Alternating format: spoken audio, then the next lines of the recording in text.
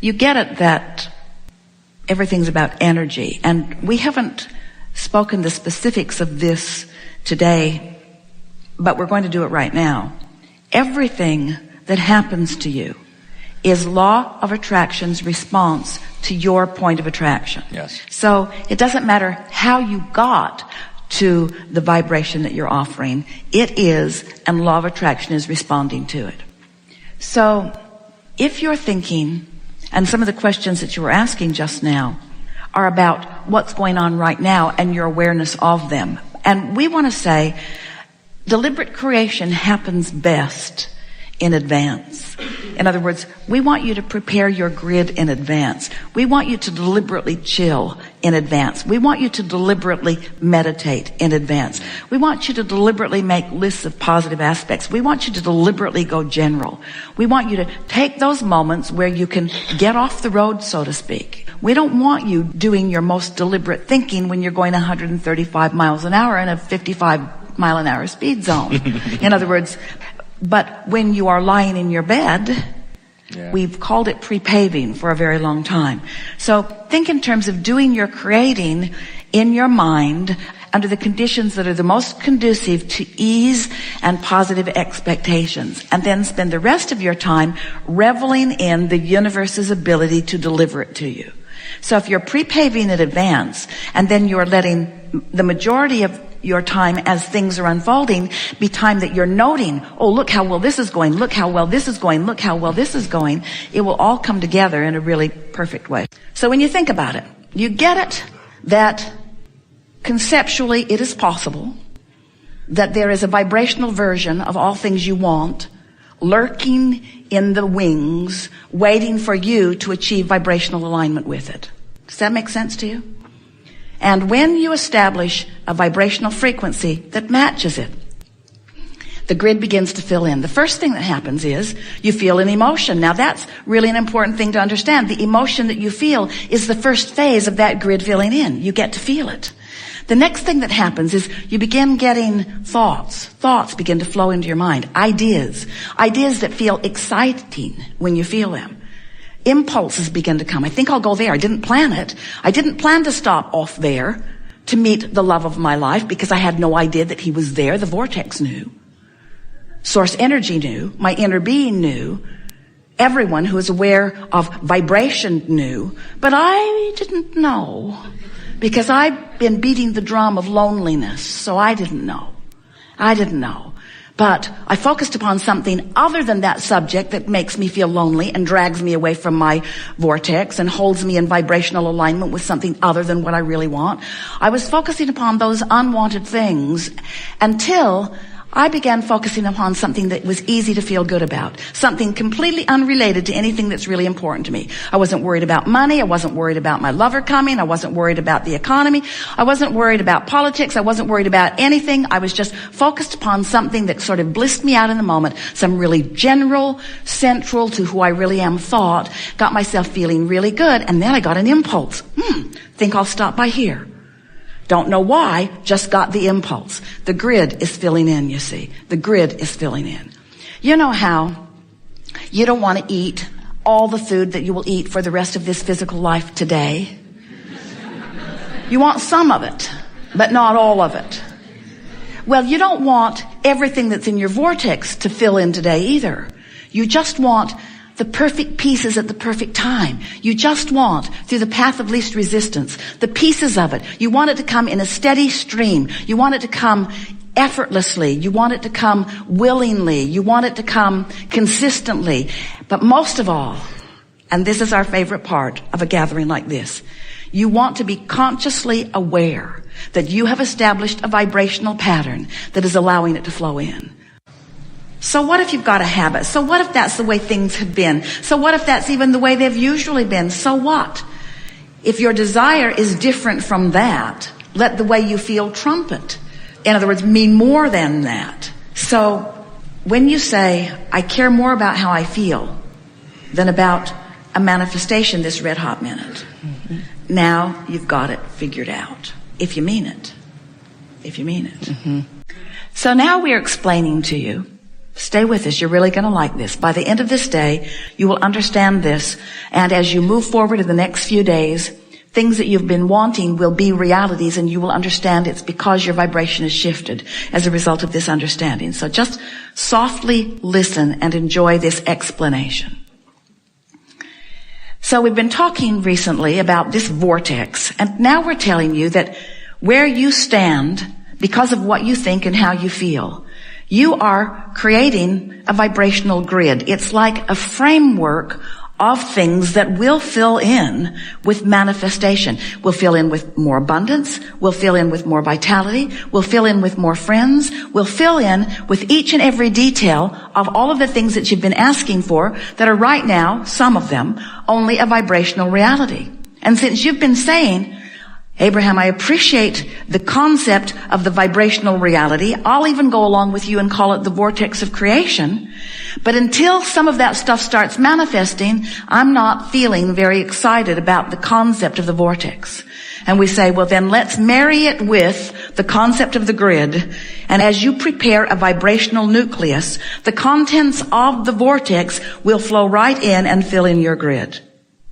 Not all at once. You wouldn't want that. You don't want to eat all the food that you're going to eat for the rest of this life today, do you? You really don't. You want it to come incrementally and satisfyingly, but you don't want it all today. And you don't want the contents of your vortex to download into your experience all today. You don't. You want it to come incrementally. You want it to come naturally. You want it to be the next logical step. You want it, in fact, don't worry about it because it can't come otherwise. You want it to come when you're ready for it. And that's really what we're talking about. We're talking about how can you be ready for what you're asking for? Because almost all of you would say, I'm ready now. I'm ready to win the lottery. It's why I buy tickets every day. I'm ready to find my lover. I'm ready, I'm ready, I'm ready, I'm ready. And we say, if you are ready, it's happened. And if it hasn't happened, you're not ready. So what are you going to do to get ready? You got to stop doing that thing that you do that keeps you from being ready. I got to stop doing that thing I do that keeps me from being ready. What do you mean? You know, talking about the absence of what you want. That's that thing you do that keeps you from being ready. You don't mean to, but you keep practicing the vibration of the absence of what you want. And you got to cut that out. Well, that means I have no friends left. Because that's pretty much what we all talk about. Can't watch television. It's what they talk about.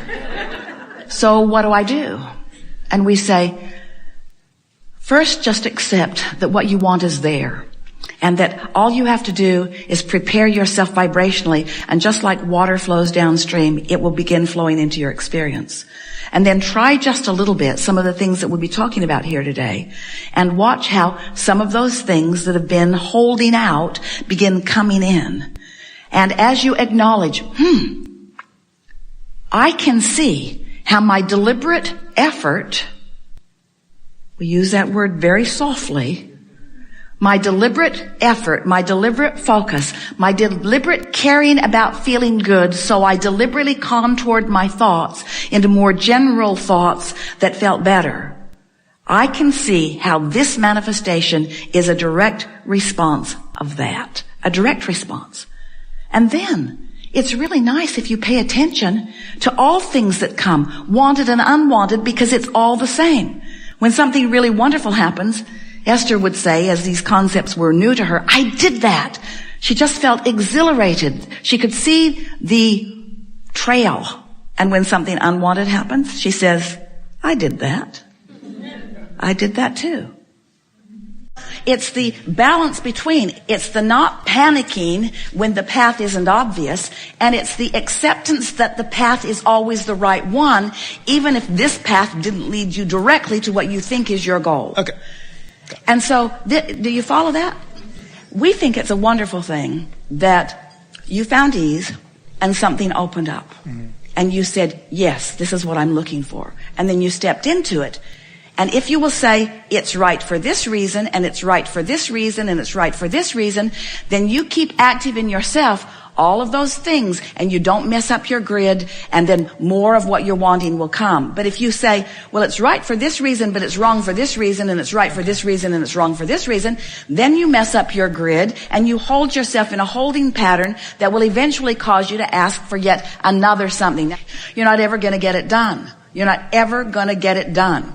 You're not ever going to be in that place where you say, oh, I'm in a perfect place.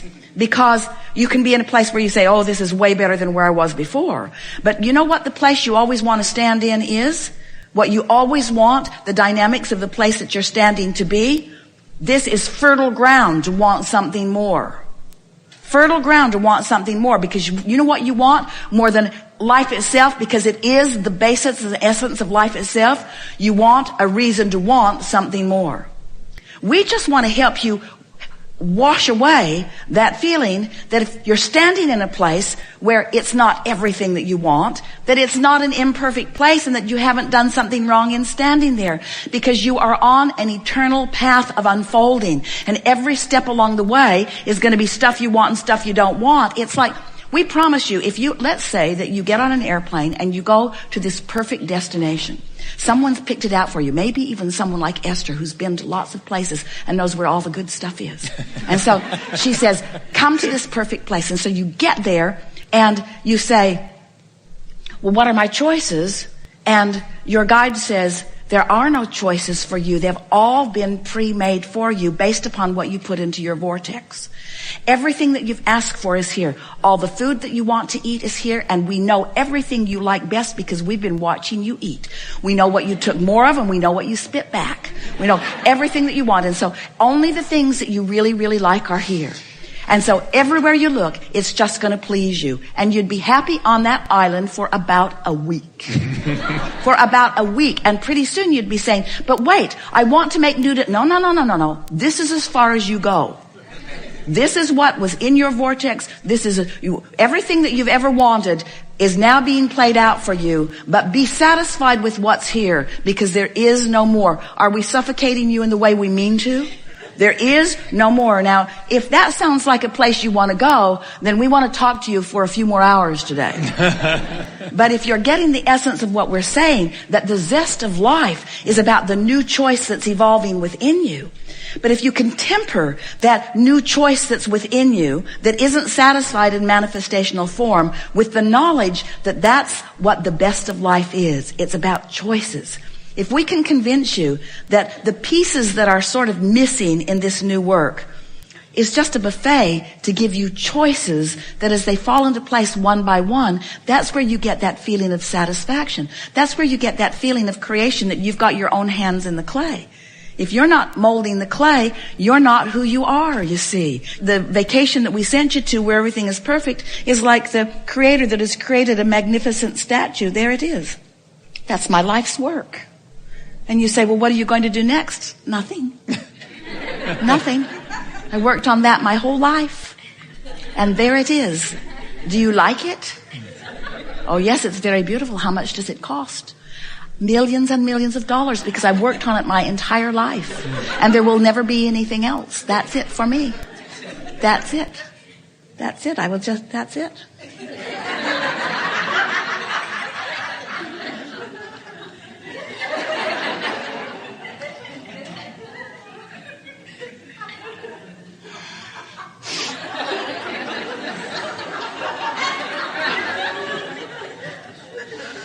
It's perfect.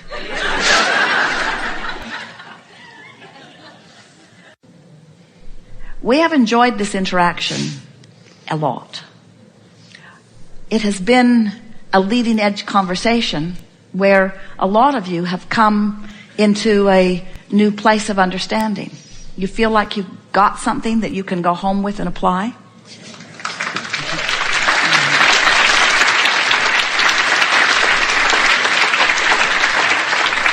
So if we were standing in your physical shoes, the things that we would have gotten that we feel that we could go home and apply are these. I can control the way I feel regardless of what's going on, and I seek to do that because the way I feel is everything. My emotions let me know my relationship with everything that I want. And when I control my emotion, I control my relationship with everything that I want. There is no other factor that exists anywhere in my time-space reality or elsewhere that affects the way things come to me or don't. I am singularly responsible.